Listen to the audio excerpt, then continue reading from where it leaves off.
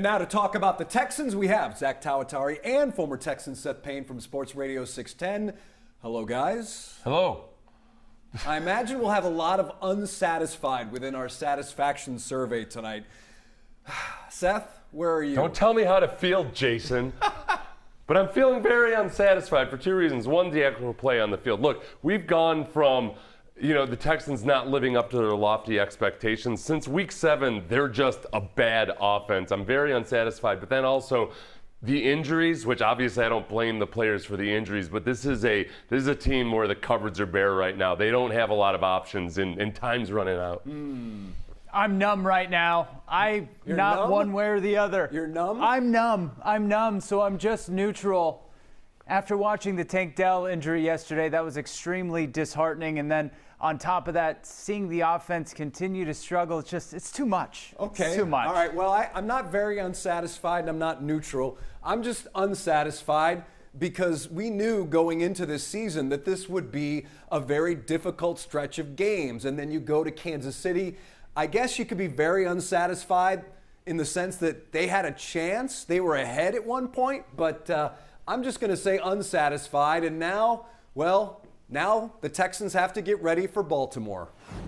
Let's talk about this now. So you've just broken down this Baltimore offense. Now with the Texans, is there any hope this Houston offense can function without both Tank Dell and Stephon Diggs? They can. Okay, look, they functioned well in episodes yesterday. They got, we saw Tank Dell get involved in a way that we hadn't seen him get involved all year long. Over the course of just he had almost a season high in receptions in one half of football. It's a matter of doing it consistently.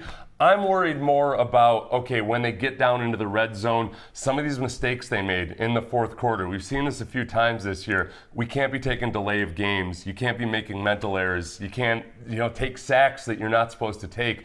These little things, it's hard to clean that stuff up in a very, very short week. What scares me is not having yet another threat on the field without having Tank Dell. Right now, you're basically looking at Joe Mixon, Dalton Schultz, and Nico Collins. Already they were limited, and now they're even more limited. So it scares me to think that they might not be able to have more success without yet another guy. Well, and I think the other part of it is, too, we're all frustrated with, I don't know how many times they have to run screens, wide receiver screens, where they don't work out. Well, now they've got one fewer receiver to threaten anybody with or open anything up. Yeah, I am at the point where at noon yesterday, I said I did not want Deontay Johnson or Odell Beckham Jr. or anybody. Now I'll take, yes, bring Deontay Johnson here if they can claim him on waivers. Well, it is amazing how you've gone from one of the deepest wide receiver rooms in all of football to this. Could this game on Wednesday, could this be a Joe Mixon game? Are they going to have to rely on Joe Mixon even more?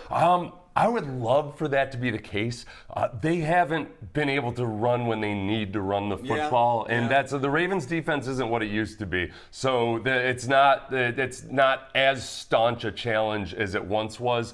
But with the offensive line being so banged up, I lack confidence. I'm trying not to be numb like Zach. Apathy is a horrible thing, but this is a short week. I'm tired, and I didn't play a football game yesterday. I ate chips. And now these guys got to fly back on a plane and play a football game. I mean, could it be a Joe Mixon game? That's probably their best hope for winning this game. But it's like Seth said, they don't have success on command. They have success in spades and seemingly when you least expect them to. But when you expect them to, it seems like they get stalled out. So I don't know. Hopefully it's a Joe Mixon game, but who knows? Yeah, and honestly, Joe Mixon is a receiver. Like, some of the things that they were doing successfully with Tank Dell over the middle and some of the quicker hitting stuff, this is a great time for the proverbial, Xavier Hutchinson's got to step up. John Mechie, if he's coming back and healthy, he's got to step up. But it's got to be by committee. The Steelers yesterday, watching them, or 2 days ago, watching them versus the Ravens, Russell Wilson played better than he had in a long time, using a hodgepodge of non-George Pickens players. So it's possible, certainly. It's just they got to get it going quick. And obviously, we've talked so much about the offensive line. Who knows if Shaq Mason's going to be able to go? The Texans might have to use Kendrick Green again. Yeah. Is that worrisome? This is what I like about Kendrick Green. He's undersized. I don't know how good he is, but he's scrappy. Like, he's got that sworn mentality that almost all the defensive players have. Those guys are psychotic in all the right ways. Offense, not so much. I think Kendrick's a little psycho. And that offensive line needs a few psychos. They've got a lot of nice gentlemen over there. Yeah, I feel the same way that Seth does about Kendrick Green. I think that he's got something to prove, which can be a very powerful thing, especially when you go into a big game like them facing the Ravens or facing the Chiefs. So hopefully he'll have that chip on his shoulder. Best case scenario is obviously a win.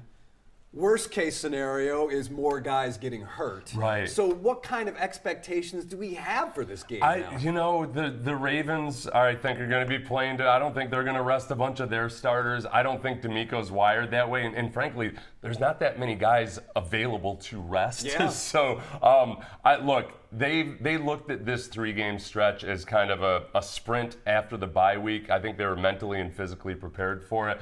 It's at home, and this is the biggest hope is that defense operates really well at home. If you're going to the game, you actually get to be a part of that defensive effort by providing crowd noise, because the pass rush has turned a lot of good quarterbacks. Jared Goff threw 5 interceptions. Josh Allen had one of the worst games of his career at home in NRG Stadium. So that defense and providing turnovers, forcing turnovers with that crowd noise, that's really the best chance for the Texans to win this game. Yeah, the best offense for the Texans this week is going to be their defense, I think. Hopefully, they do just enough offensively to get by if they're going to win this game. I certainly don't expect them to go out and score 35, 40 points. This is going to be a defensive battle if they win. Why would you expect them to go out and score 35, 40 points? 25, yeah, 28, I mean, that's know. difficult to do during a 2-game stretch. He's been drinking since Tuesday. He was numb, and now you're... All right, everybody. Seth Payne, thanks for joining us. And, of course, you can listen to Seth mornings on Sports Radio 610.